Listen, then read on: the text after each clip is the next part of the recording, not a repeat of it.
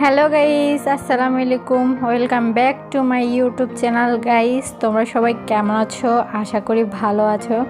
Guys, চলে এসেছি আরেকটা নতুন ভিডিও নিয়ে। গাইস, আজকে আমি তোমাদেরকে করে দেখাবো খুব সহজে চিংড়ি মাছ দিয়ে ধুন্দুর রেসিপি। তো চলো আর কোনো কথা না বাড়িয়ে চলে যাই।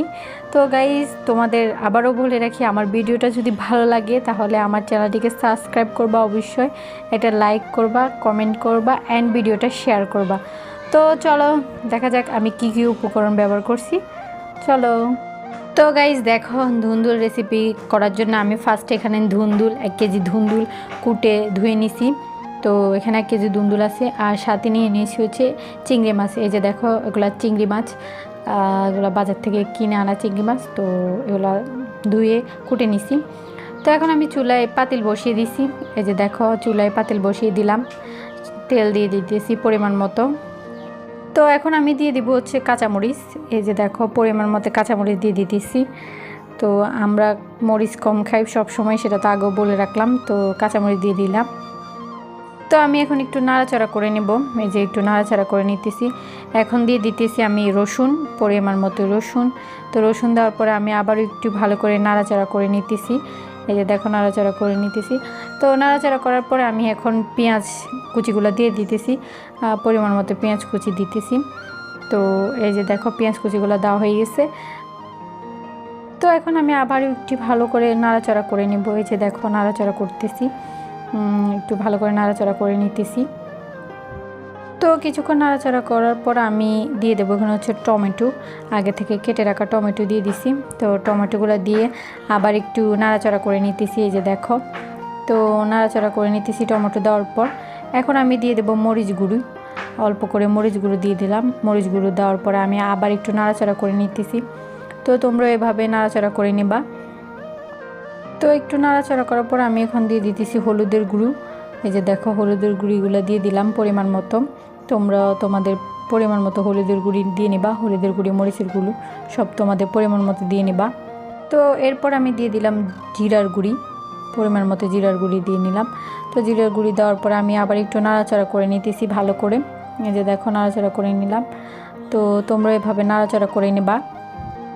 এখন আমি দিয়ে দেব পরিমাণ মতো লবণ। তো লবণগুলো দিয়ে নিলাম। তো লবণগুলো দেওয়ার পরে এখন আমি আবার একটু নাড়াচাড়া করে নিতেছি। এই যে দেখো, নাড়াচাড়া করে নিতেছি। তো তোমরা একটু ভালো করে নাড়াচাড়া করে নেবা, যাতে করে মশলাগুলো ভালো করে মিক্স হয়।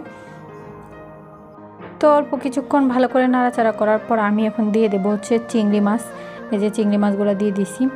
দেখো, চিংড়ি মাছগুলো দিয়ে আমি আবার কিছুক্ষণ ভালো করে নাড়াচাড়া করে নেব, যাতে করে চিংড়ি মাছগুলো মশলা ভালো করে ঢুকে। তো দেখো, ভালো করে নাড়াচাড়া করে দিতেছি, তোমরাও ভালো করে নাড়াচাড়া করে নেবা। তো কিছুক্ষণ ভালো করে নাড়াচাড়া করার পর আমি এখন দিয়ে দেবো ধুন্দুলগুলা। এই যে দিয়ে দিতেছি ধুন্দুলগুলা।